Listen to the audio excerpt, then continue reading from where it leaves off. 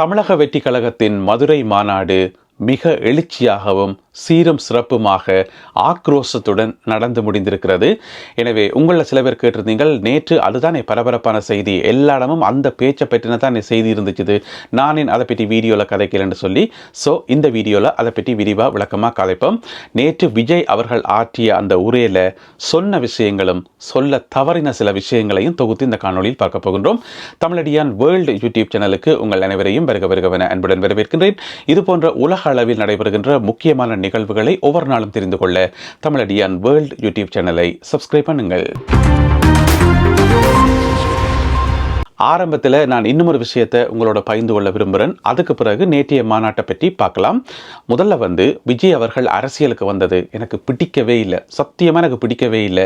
விஜய் அவர்கள் மட்டுமில்லாமல் சினிமாவில் உச்ச நட்சத்திரமாக இருக்கிற எவர் அரசியலுக்கு வந்தாலும் எனக்கு அது பிடிக்கிறதே இல்லை. ஏன்னு சொன்னால், நாங்கள் சினிமா நட்சத்திரங்களாக பார்த்து ரசித்து கொண்டிருப்போம் அவர்களுடைய படங்களை, அவர்களுடைய பாடல்கள் என்று சொல்லி ரசித்து கொண்டே இருக்கும்போது திடீரென்று அதெல்லாத்தையும் அப்படியே பொத்தண்டு கைவிட்டுட்டு அரசியலுக்குள்ளே போய்க்குள்ள அது எங்களுக்கு மிகப்பெரிய ஏமாற்றமாக இருக்கும். இப்ப அரசியல்ல போயிட்டு அவ என்ன செய்யணும் ஏது செய்யணும்ன்றது எங்களுக்கு மேட்டரே கிடையாது, அது எங்களுக்கு தேவையும் இல்லை.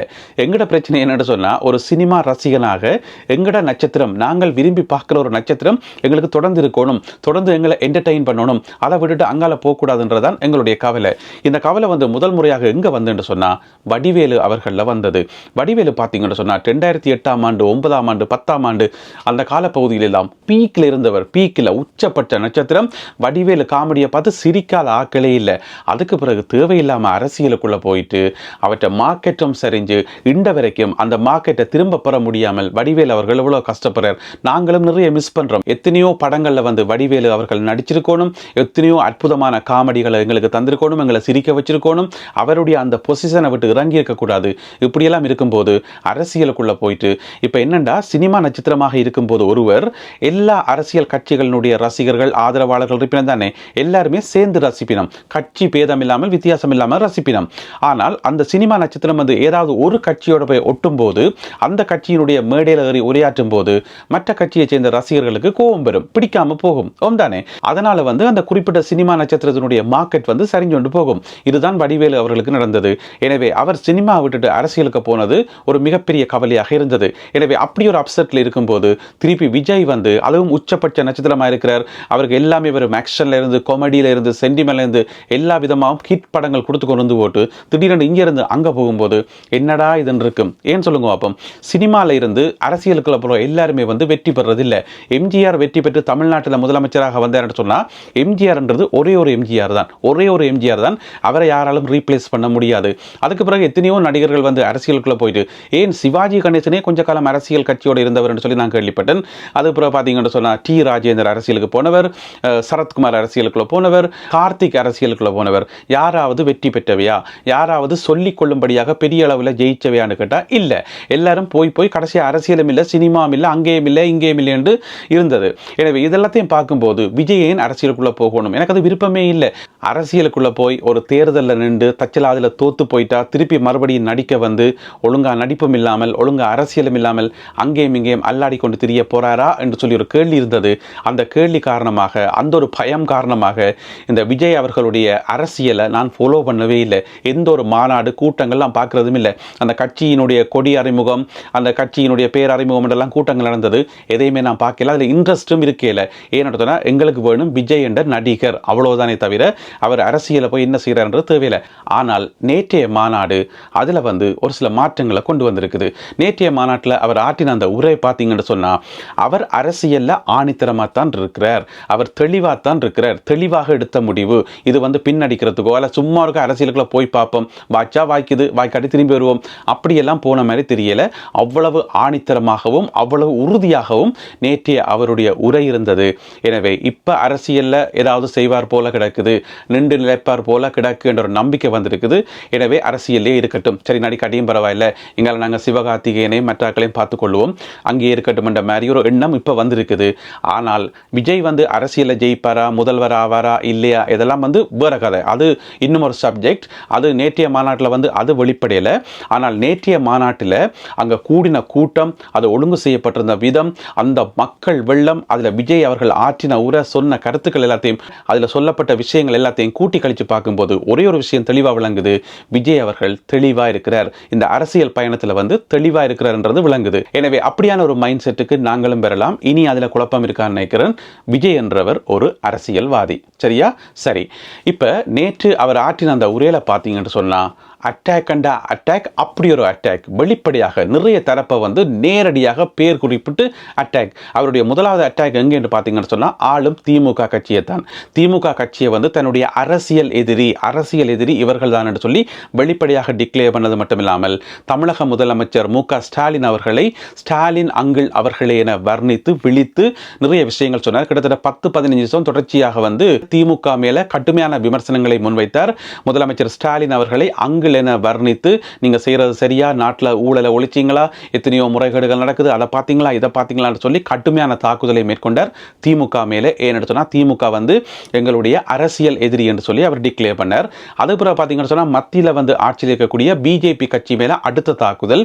பிஜேபி என்றது எங்களுடைய கொள்கை எதிரி என்று சொல்லி அவர்களை தனியாக தாக்கினார். அதிலேயும் பிரதமர் நரேந்திர மோடி அவர்களை முழுமையான பேரை குறிப்பிட்டு, நரேந்திர மோடி அவர்களே, ஜி அவர்களே, நீங்க அப்படி செய்யல, இப்படி செய்யல, கச்சதீபம் மீட்கல, எங்களுடைய தமிழகத்தை வந்து கைவிட்டுட்டீங்க, தமிழகத்தில் இருந்து எம்எல்ஏக்கள் கிடைக்கலன்னு தமிழகத்துக்கு நீங்க உதவி செய்யல, அது மட்டும் இல்லாமல் நீங்கள் நாட்டினுடைய பிரதமர், நீங்கள் எல்லாருக்கும் பொதுவாக இருக்கணும், ஆனா நீங்க அப்படி செய்யல, நீங்கள் இஸ்லாமியர்களை வந்து ஒடுக்குறீங்க, இஸ்லாமியர்களுக்கு எதிராக செயல்படுறீங்க என்று சொல்லி மிக கடுமையான விமர்சனங்களை பிஜேபிக்கு எதிராக வைத்தார். அப்ப ஒரு பக்கம் டிஎம்கே மேல அட்டாக், இன்னொரு பக்கம் பிஜேபி மேல அட்டாக் பண்ணி போட்டு பிறகு ரெண்டு கட்சியும் சேர்த்து அதுக்கு தனியொரு அட்டாக் ஒன்று கொடுத்தார். அதாவது வந்து பிஜேபி கட்சியும் டிஎம்கே கட்சியும் வெளியில எதிரிகள் மாதிரி காட்டிக்கொண்டாலும் உள்ளுக்குள்ள வந்து உறவுடன் இருக்கிறார்கள், ஒட்டுறவாக இருக்கிறார்கள்.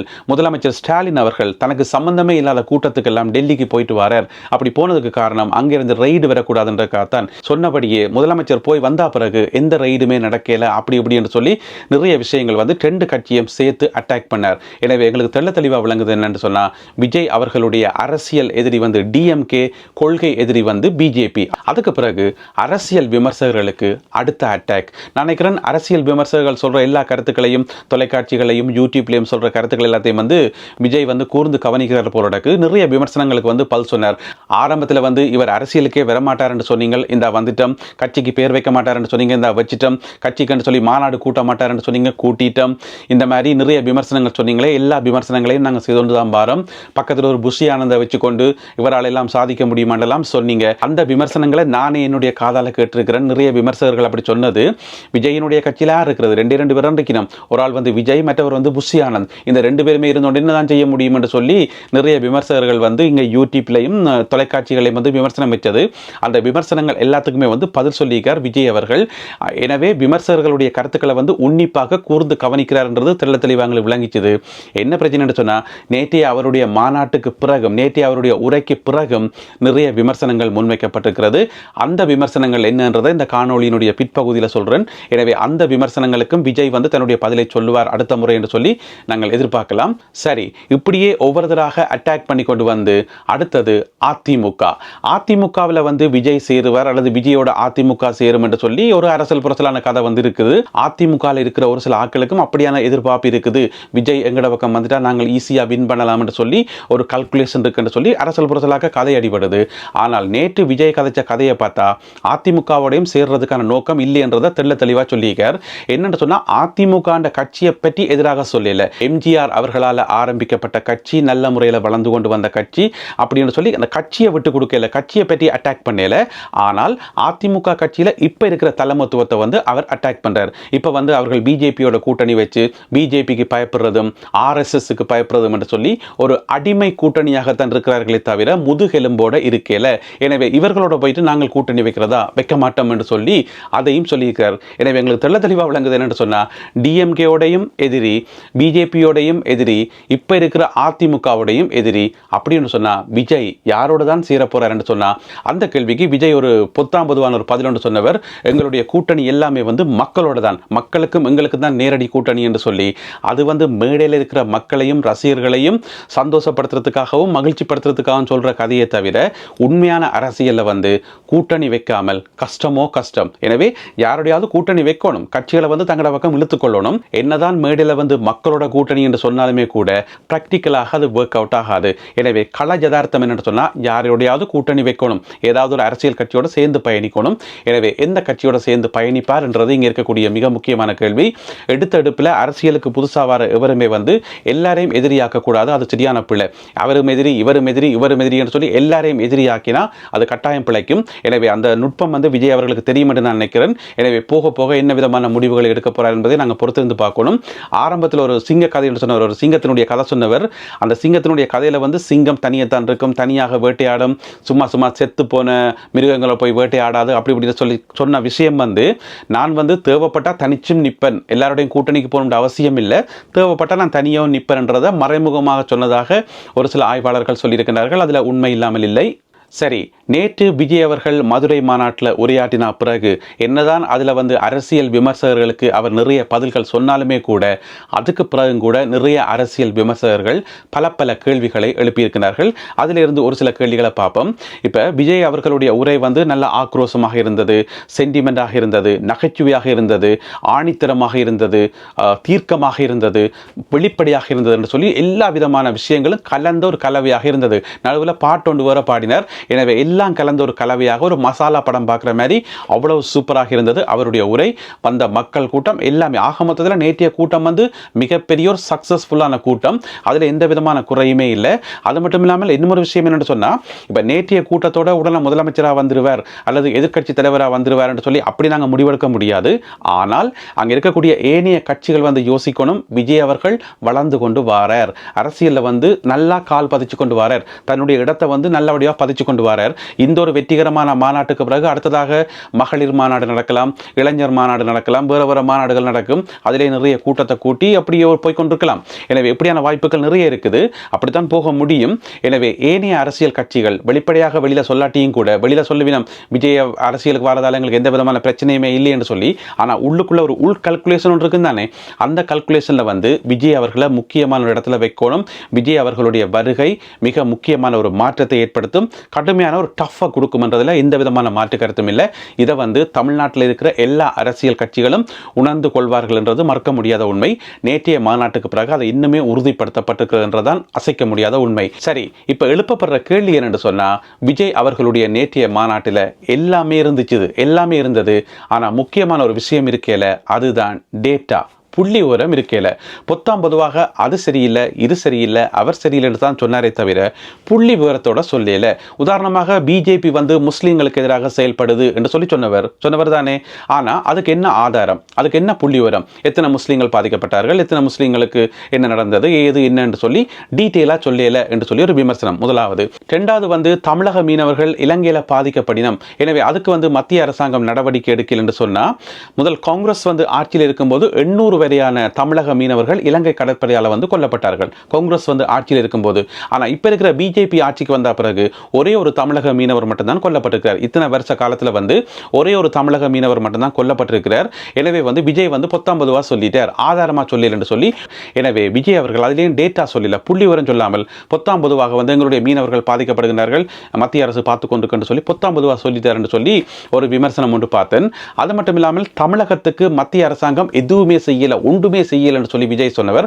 அதுல கூட புள்ளி விவரங்கள் மிஸ் ஆகுது. ஏன்னு சொன்னா, இத்தனை வருட காலத்தில் மத்திய அரசாங்கத்தால் தமிழ்நாட்டுக்கு என்று சொல்லி நிறையவே நிதி ஒதுக்கப்பட்டிருக்கிறது, நிறையவே நல்ல நல்ல திட்டங்கள் கொண்டு வரப்பட்டிருக்கிறது, அதுக்கெல்லாமே ஆதாரங்கள் இருக்குது. ஆனா விஜய் பொத்தாம் பொதுவாக சும்மா மேலோட்டமா சொல்லியிருக்கார், எந்த விதமான ஆதாரத்தையும் சொல்லாமல் தமிழகத்தை மத்திய அரசாங்கம் கைவிட்டுட்டுது, 1% காசு கூட கொடுக்கல என்று சொல்லி சொன்னா அதை ஏற்றுக்கொள்ளக்கூடியது இல்லை தானே. காசு கொடுக்கப்பட்டிருக்கு, ஒதுக்கப்பட்டிருக்குது. எனவே அப்படி பொத்தாம் பொதுவாக சொல்லிட்டார் என்று சொல்லி ஒரு சில விமர்சனம் விமர்சனங்கள் பார்த்தேன். எனவே விஜய் அவர்கள் அரசியல் விமர்சகர்கள் வைக்கிற இந்த விமர்சனங்களை வந்து கூர்ந்து கவனித்து கொண்டு வராருன்றது எங்களுக்கு நல்ல வடிவாக தெரியும். நேற்றைய மாநாட்டில் வந்து அவர் அதை உறுதிப்படுத்தியிருக்கார். எனவே இப்போ வந்திருக்கிற இந்த விமர்சனங்களுக்கும் விஜய் அவர்கள் அடுத்தடுத்த மாநாட்டில் வந்து பதில் சொல்லுவார். அதாவது எல்லா விஷயமும் இருக்குது அவருடைய பேச்சில், ஆனால் டேட்டா இல்லை, புள்ளி விவரம் இல்லை என்றுதான் இப்போ வைக்கப்பட்டிருக்கிற மிக முக்கியமான விமர்சனம். எனவே அடுத்த முறை மாநாடு நடக்கும்போது விஜய் அவர்கள் கை நிறைய புள்ளி விவரங்களுடன் வருவார் என்று சொல்லி நாங்கள் எதிர்பார்க்கலாம். தமிழக அரசியல் நாளுக்கு நாள் சூடு பிடிச்சு கொண்டே போகுது. வர இருக்கிற 2026 ஆண்டு தேர்தல் வந்து முன்னெப்போதும் இல்லாதவாறு இதுக்கு முதல் நடைபெறாத அளவுக்கு மிக கடுமையான போட்டியும் மிக காரசாரமாகவும் இருக்கும் என்று சொல்லி நாங்கள் எதிர்பார்க்கலாம். எனவே இந்த காணொலியில் பகிர்ந்து கொள்ளப்பட்ட செய்திகள் தொடர்பான உங்களுடைய கருத்துக்கள் என்ன என்பதை மறக்காமல் கீழே எழுதுங்கள். மீண்டும் மற்றும் ஒரு காணொலியில் உங்களை சந்திக்கின்றேன். அதுவரை நன்றி, வணக்கம்.